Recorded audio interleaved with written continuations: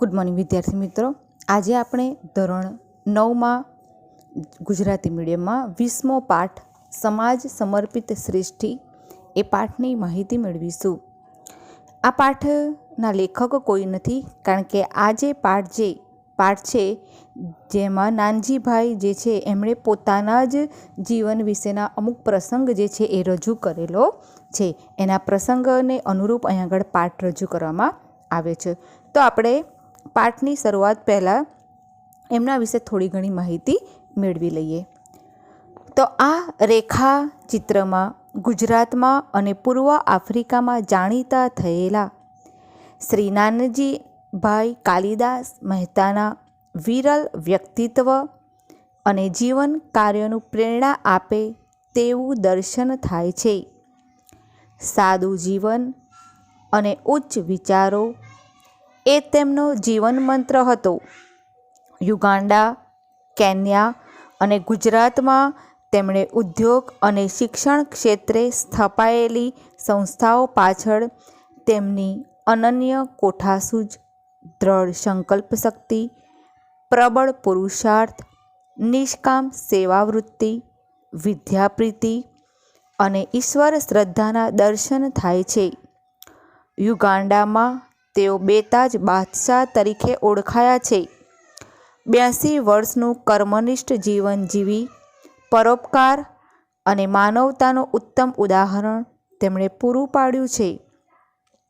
શૂન્યમાંથી સર્જન કરનાર ગુજરાત અને પૂર્વ આફ્રિકાના સમાજને સમર્પિત આ ઉત્તમ શ્રેષ્ઠીની વિરલતા આ નાનકડા રેખાચિત્રમાં સજીવ બની છે.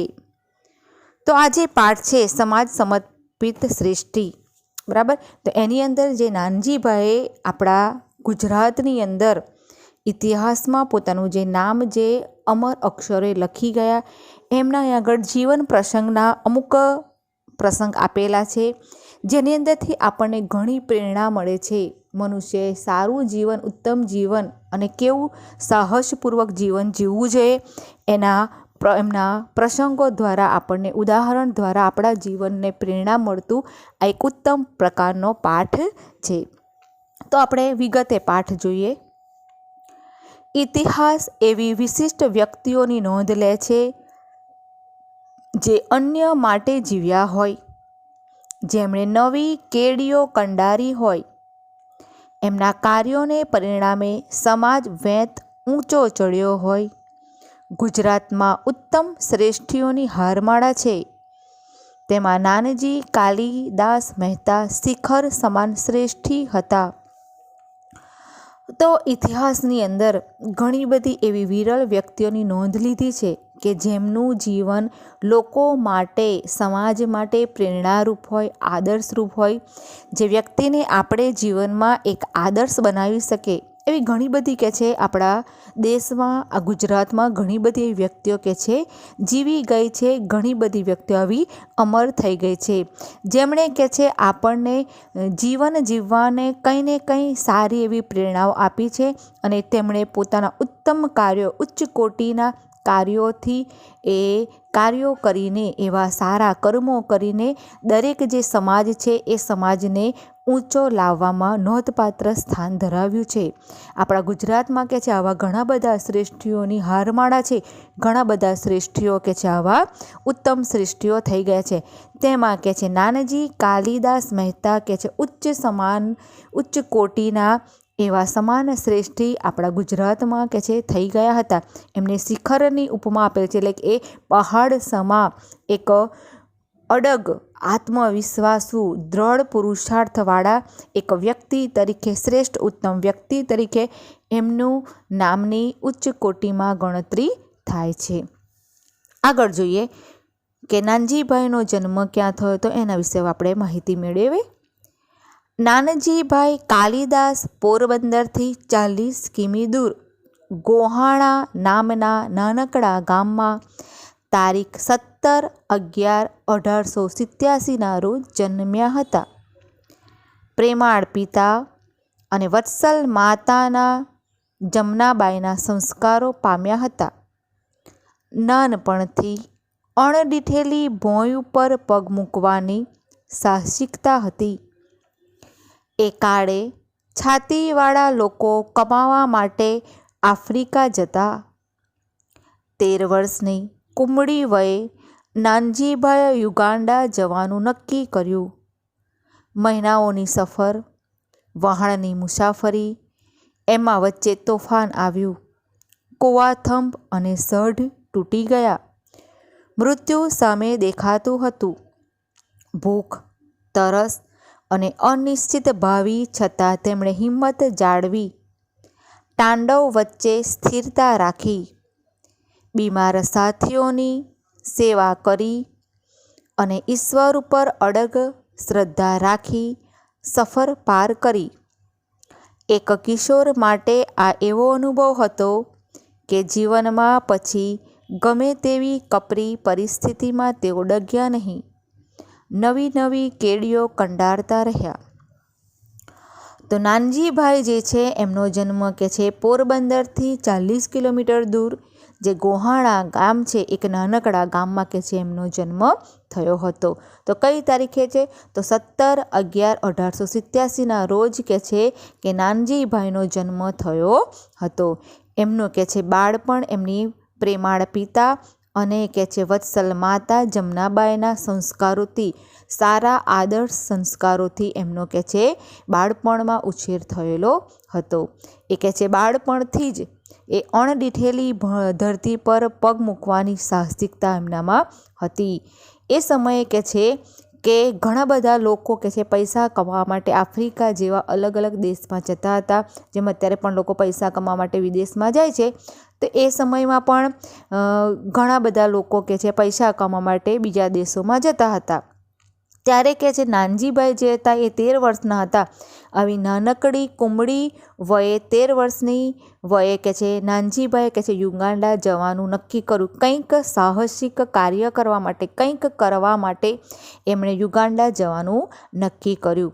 કારણ કે મહિનાઓની સફર કે છે હતી અને વહાણની મુસાફરી, એમાં કે છે વચ્ચે તોફાન આવ્યું. બરાબર કે પહેલાંના સમયમાં તો શું હતું કે આવા બીજા દેશોમાં, વિદેશોમાં જવા માટે, અવર જવર કરવા માટે સમુદ્ર જળમાર્ગે જ કે છે જવાતું હતું. બરાબર, ત્યારે એવી કંઈ પ્લેનની કે એવી કોઈ ટ્રેન એવી કંઈ બહુ ખાસ ઝાઝી એવી વ્યવસ્થા હતી નહીં.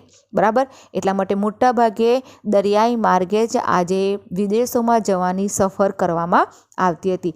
વિદેશોની અંદર સમુદ્ર પાર કરીને જે તે દેશમાં જવાનું હોય તો ઘણા બધા મહિનાઓ વીતી જતા હતા. જે પ્રમાણે જેવો દેશ, બરાબર, એ પ્રમાણે જેટલા કિલોમીટર જેટલું અંતર હોય, બરાબર, એ પ્રમાણે કે છે કે ઘણી બધી કે છે આ વિદેશોમાં જવા માટે મહિનો 2 મહિના જેવું કે છે લાંબો સમય કે છે વીતી જતો હતો.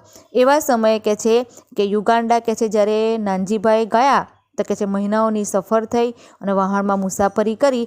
એમાં કે છે વચ્ચે કે છે જહાજ જતું હતું ત્યારે કે છે કે વચ્ચે તોફાન આવ્યું અને એવું જબરજસ્ત તોફાન આવ્યું કે છે કુવાથમ અને સઢ જે છે એ તૂટી ગયા કે છે અને લોકોને મૃત્યુ કે છે સામે દેખાય. ભયંકર તોફાન આવ્યું કે સઢ બળ બધું તૂટી ગયું. પવનના સુસવાટાથી પાણી કે છે જહાજ થઈ ગયું અને જ્યાં લોકોને એવું હતું કે અમે હવે આ તોફાનથી બચવાના નથી, 100% કે છે જહાજ ડૂબી જશે અને આપણે બધા કે છે મરી જઈશું કે છે.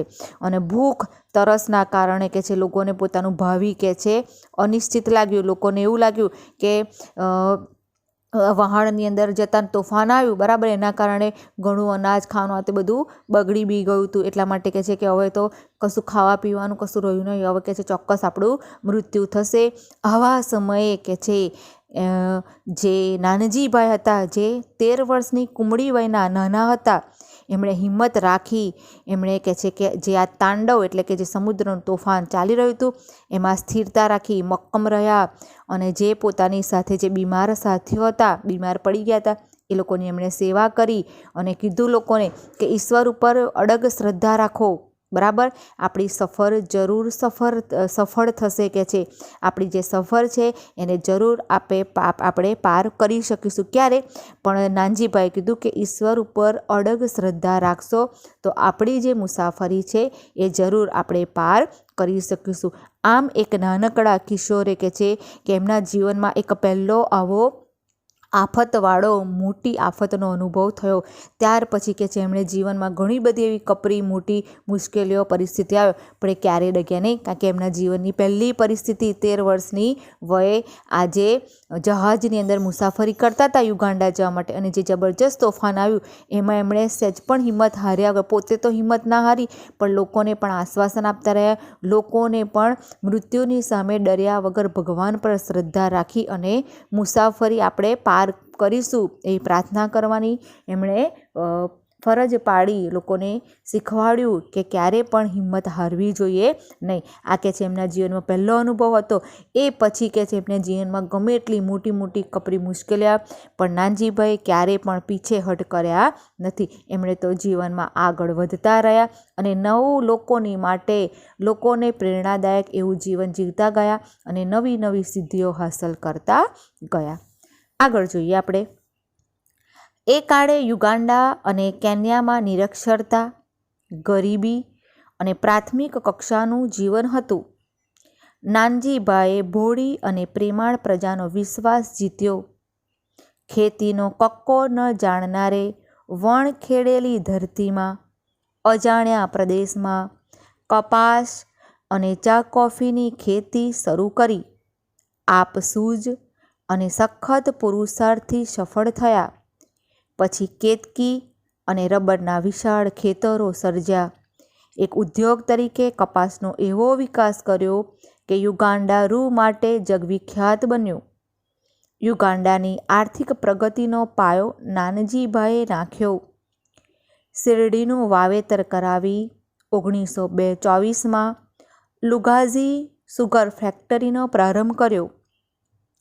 એક સદી પહેલાં જાપાનની ટેકનોલોજી અપનાવી નવા યુગનો પ્રારંભ કરાવ્યો. કે છે કે યુગાન્ડાની અંદર જ્યારે કે છે કે નાનજીભાઈ ગયા યુગાન્ડા અને કેન્યામાં, તો ત્યાં આગળ એમણે જોયું ત્યાંની પ્રજા, તો કે છે કેવી પ્રજા હતી, તો ત્યાંની નિરક્ષર અભણ પ્રજા હતી, ગરીબ હતી. એ લોકોને પ્રાથમિક કક્ષાનું જીવન કેમનું જીવવું જોઈએ, કેમનું એ જીવન જીવવાનું એ એમનું કશું ખબર હતી નહીં. ત્યાંના લોકો એકદમ સામાન્ય જીવન જીવતા હતા. ત્યાં આગળ ઘણી બધી જમીનો હતી, કમાવા માટે, પૈસા કમાવા માટે ઘણું બધું હતું, પણ ત્યાંની પ્રજા છે એ કેવી હતી કે ખેતીમાં અને એમાં બધાની અંદર એ લોકોને કશું અક્કલ નહોતી. એ લોકોને કક્કો પણ આવડતો ન હતો. એવે નિરક્ષર અને ખૂબ જ ગરીબ પ્રજા હતી. આવી પ્રજાનું જીવન નાનજીભાઈએ જોયું. નાનજીભાઈ જો કે આ તો કે છે પ્રેમાળ અને આ તો ખૂબ જ ભોળી પ્રજા છે. આ પ્રજાને એમણે શું કર્યો કે વિશ્વાસ જીતી લીધો અને એમને કે છે ખેતીનો કશો કક્કો પણ નહોતા આવડતા અને ત્યાં આગળ અઢળક જમીન પડેલી, પણ એ જમીનની અંદર વાવણી કેવી રીતે કરવી, પાકને ઉત્તમ કેવી રીતે બનાવવો, કેમની લણણી કરવી, કેમનું પાક વધારે થાય, બરાબર, વધારે ઉત્પાદન એનું થાય, એની માટે સારું બિયારણ આપે, એને કશી ખેતી લાયક માં કશી જ એ પ્રજાને ખબર નથી. આવી પ્રજાનો વિશ્વાસ જીતી અને જે નાનજીભાઈ હતા એ નાનજીભાઈ કે છે આવી કે છે વણખેડેલી એટલે ખેડ્યા વગરની એમને પડતર જમીનો કે છે કે એ ધરતીને ખેડી અને એને ફળદ્રુપ બનાવી અને આ અજાણ્યા પ્રદેશમાં, બરાબર, એ તો પોતે ગોહાણા ગામના હતા, ગુજરાતના વતની હતા, પણ યુગાન્ડામાં જઈને એ વણખેલેલી જે એમને પડતર બધી જમીનો પડી રહેલી ઘણી બધી એ ધરતી ઉપર કે છે પગ મૂક્યો અને ત્યાં આગળ કે છે કે અજાણ્યા પ્રદેશમાં કે છે એમણે સૌથી પહેલાં કપાસ અને ચા કોફીની ખેતી શરૂ કરી અને પોતાની આપસૂઝ, પોતાની બુદ્ધિથી અને ખૂબ જ સખત પરિશ્રમથી એમણે આ કપાસ અને ચા કોફીની ખેતી શરૂ કરી અને સખત પરિશ્રમના કારણે એ ખૂબ જ સફળ થયા.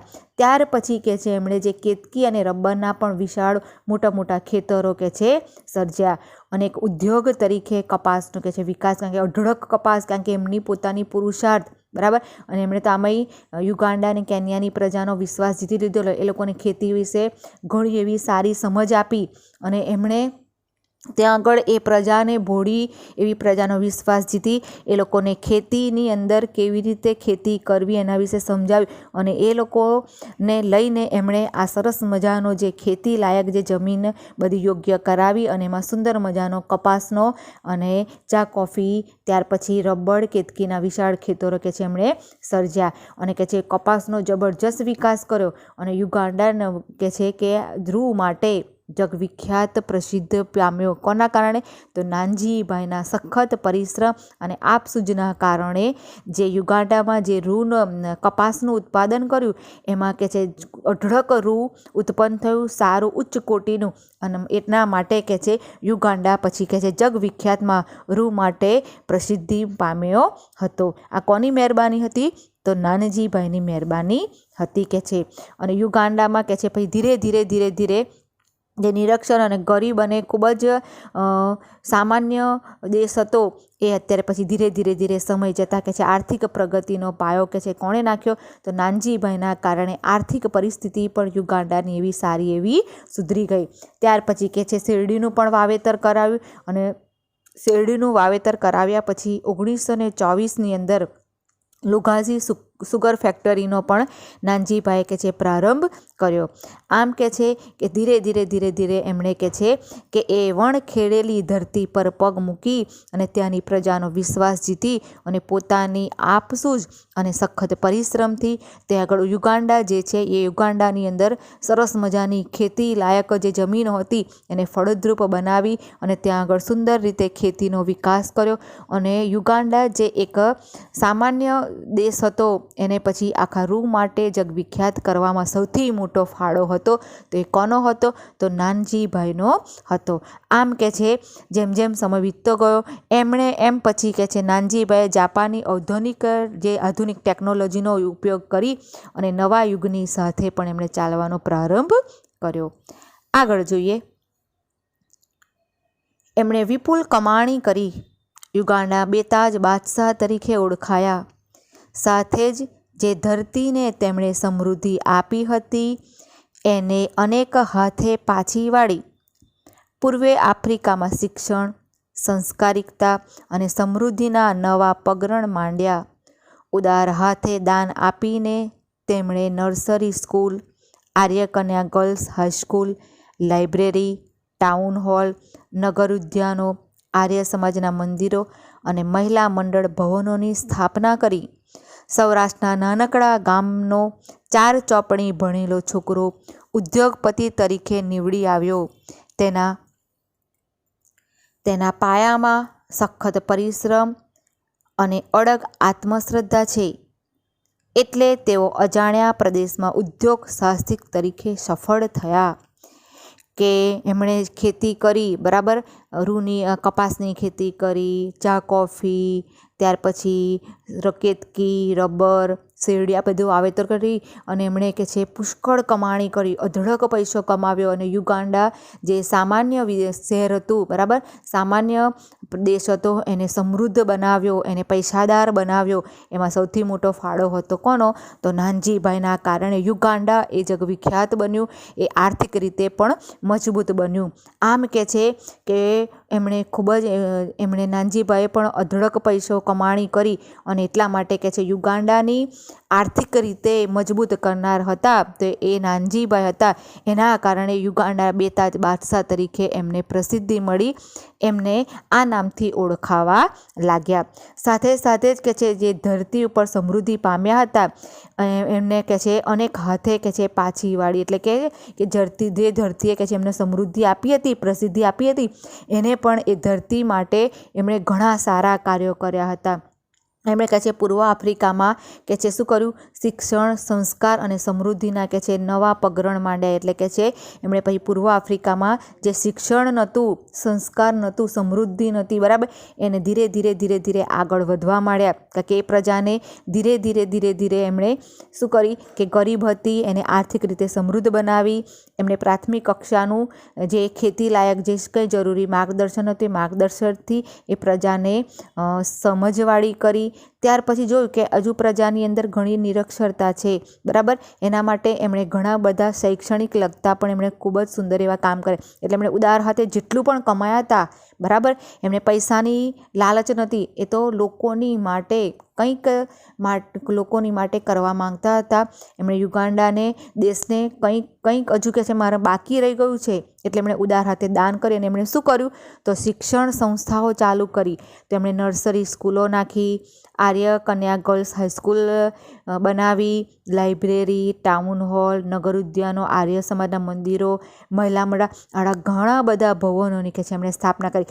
જેટલો પૈસો કમાયા હતા એ બધો જ પૈસો એમણે ક્યાં આગળ નાખ્યો તો યુગાન્ડાની અંદર, જે પૂર્વ આફ્રિકાની અંદર શિક્ષણનું ખૂબ જ ઓછું હતું, શિક્ષણનું સ્તર બહુ જ નીચું હતું, ત્યાં આગળ કે છે યુગાન્ડા અને બીજા એની આજુબાજુના જે શહેરો હતા ત્યાં આગળ કે છે એમણે નર્સરી, આર્ય કન્યા ગર્લ્સ હાઈસ્કૂલ, લાઇબ્રેરી, ટાઉન, આવું ઘણું બધું કે છે કે મોટા મોટા ભવનોની કે છે એમણે સ્થાપના કરી. ત્યાર પછી કે સૌરાષ્ટ્રના કે છે નાનકડા ગામનો આજે નાનજીભાઈ છે, બરાબર. તો સૌરાષ્ટ્ર કે છે નાનકડા ગામના ફક્ત 4 ચોપડી ભણેલા એ છોકરો એ નાનજીભાઈ કે છે આજે ઉદ્યોગપતિ તરીકે ખૂબ જ સફળ નીવડ્યા. એમાં જવાબદાર શું હતું તો નાનજીભાઈનો સખત પરિશ્રમ અને અડગ આત્મશ્રદ્ધા, ભગવાન ઉપર પણ શ્રદ્ધા અને પોતાની જાત પર પણ શ્રદ્ધા અને સખત પરિશ્રમના કારણે તેમણે કે છે કે એ યુગાન્ડાના બેતાજ બાદશાહ તરીકે ઓળખાયા અને આટલી બધી વિપુલ કમાણી કરી, અઢળક પૈસો કમાયા. અને પૈસો એમણે શામાં નાખ્યો તો એ પૂર્વ આફ્રિકામાં જે શિક્ષણનો અભાવ હતો, યુગાન્ડામાં જે શિક્ષણનો અભાવ હતો એની માટે અલગ અલગ નર્સરી સ્કૂલો, ગર્લ્સ હાઈસ્કૂલો, લાઇબ્રેરી, આ બધું નાખી એમણે કે છે એ પૂર્વ આફ્રિકામાં સરસ રીતે એમણે શિક્ષણનો પાયો નાખ્યો. આમ કે છે જે સૌરાષ્ટ્રનો 4 ચોપડી ભણેલો છોકરો એક મોટો ઉદ્યોગપતિ કે છે નીવડ્યો, એક ઉદ્યોગપતિ બની ગયો. તો કોના કારણે તો સખત પરિશ્રમ અને આત્મવિશ્વાસના કારણે. તેને કે છે એટલે કે છે તેઓ અજાણ્યા પ્રદેશમાં કે છે ઉદ્યોગ સાહસિક તરીકે સફળ થયા, બરાબર. એમણે પોતાના દેશમાં નહીં, પોતાના ગુજરાતમાં નહીં, બરાબર, ગોહાણા ગામની કે પોરબંદર એમણે ના કર્યું, પણ એ વિદેશમાં જે ગયા અને ત્યાં આગળ અજાણ્યા પ્રદેશના કે છે એક ઉદ્યોગપતિ કે સાહસિક, એક સુરવીર ઉદ્યોગપતિ તરીકે એ સફળ નીવડ્યા હતા. આગળ જોઈએ. અનેક રાજપુરુષો, રાજા મહારાજા, સંતો અને સેવકોની વચ્ચે રહ્યા, પણ તેઓ કદી સામાન્ય જનને અને ગ્રામજનોને ભૂલ્યા નહીં, કારણ કે આ પંચશીલ તેમના જીવનમાં કાયમ ટક્યા હતા. કયું તો સાદું ભોજન, સાદો પહેરવેશ, સાદું લખાણ, સાદી ભાષા અને ઉચ્ચ વિચાર. તેમાં તેમના સહચારિણી સંતોષબહેનનો સથવારો હતો. અઢળક કમાયા, પરંતુ પોતાને ટ્રસ્ટી સમજીને આફ્રિકા અને ભારતમાં સમાજહિતના અનેક ઉત્તમ કાર્યોમાં ફાળો આપ્યો. અડધી સદી સુધી વ્યાપાર ઉદ્યોગ વિકસાવ્યા, સ્થિર કર્યા. પછી માતૃભૂમિનું ઋણ ચૂકવવા, ઉદ્યોગ ધંધા પુત્રોને સુપરત કરી સમાજ ઉત્કર્ષમાં જ બધો સમય ગાળ્યો. કે છે કે અનેક રાજપુરુષો, રાજા મહારાજા, સંતો અને સેવકોની વચ્ચે કે છે નાનજીભાઈ કે છે રહ્યા, પણ તે હંમેશા એક સામાન્ય માણસ તરીકે જ જીવન જીવતા હતા. એ પોતાનું બાળપણ, પોતાનું જે ગ્રામ્ય સમાજના જે આદર્શો હતા, જે બાળપણથી એમને જીવનમાં જે સંસ્કારો માતા પિતા તરફથી મળ્યા હતા, એ આદર્શો એ ક્યારે પણ ભૂલ્યા નથી. એટલે એ મોટા મોટા વ્યક્તિઓની વચ્ચે રહ્યા છતાં પણ એક સામાન્ય જીવન જીવતા. એ સામાન્ય લોકો માટે સામાન્ય જીવો જોઈએ, એમનામાં ક્યારેય કોઈ અભિમાન કે ઘમંડ હતું નહીં. એ સામાન્ય લોકોની વચ્ચે સામાન્ય તરીકે જ રહેતા હતા. એમણે કહે છે ઘણા બધા ઉચ્ચ કોટીના લોકો સાથે સંબંધ હતો, પણ એ પોતાનું ગ્રામ્ય સમાજનું અથવા પોતાનું જીવન એ ક્યારેય કે છે ભૂલ્યા નહીં. એટલે એમણે જીવનમાં એક પંચશીલ જીવનમાં એ 5 સિદ્ધાંતો એમણે જીવનમાં ટકાવી રાખ્યા હતા. કયા? એક તો એ સાદું ભોજન લેતા હતા, સાદો પહેરવેશ, સાદું લખાણ, સાદી ભાષા અને ઉચ્ચ વિચાર. આ 5 એમના પંચશીલના જીવનના ઉત્તમ આદર્શો હતા, જેના કારણે એ આટલી બધી પ્રગતિ મેળવી શક્યા હતા.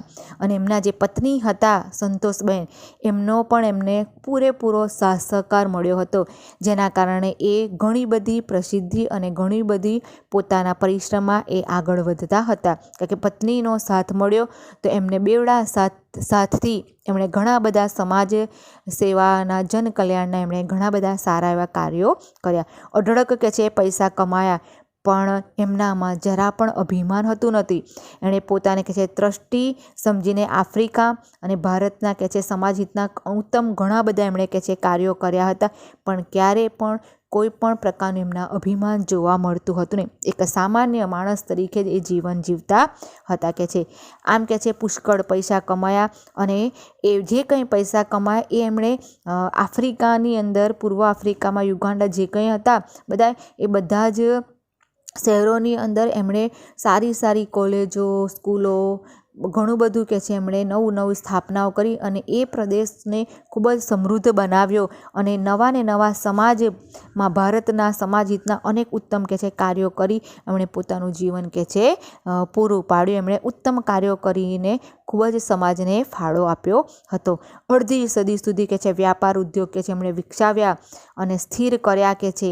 પછી કે છે એમને લાગ્યું કે મેં આ દેશની અંદર ઘણું બધું કાર્ય કર્યું છે, બરાબર. હવે એમને લાગ્યું કે હવે મારે અહીંયા આગળ કે છે પૂરેપૂરું પૂર્વ આફ્રિકા ઘણી રીતે સમૃદ્ધ થઈ ગયો છે, હવે મારે કે છે મારા વતનમાં પાછું ફરવું જોઈએ. એમને લાગ્યું કે મારી માતૃભૂમિનું ઋણ મારે ચૂકવવાનું હવે બાકી છે. એટલે ઉદ્યોગ ધંધો કે છે કે બધું પુત્રોને આપી અને પછી પોતાના વતનમાં કે છે સમાજ કાર્યના ઉત્કર્ષ માટે એમણે બધો સમય, પાછળના જીવનનો જે કંઈ સમય હતો એ ક્યાં સમય એમણે વિતાવ્યો, તો પોતાનું જે વતન હતું એ પોતાના સમાજ તરફ, પોતાના વતનમાં એ પાછા ફર્યા. અહીં સુધી તમારો જે 20મો પાઠ છે સમાજ સમર્પિત શ્રેષ્ઠી, એનો પહેલો ભાગ પૂર્ણ થાય છે. બીજો ભાગ આપણે બીજા લેક્ચરમાં જોઈશું. Thank you.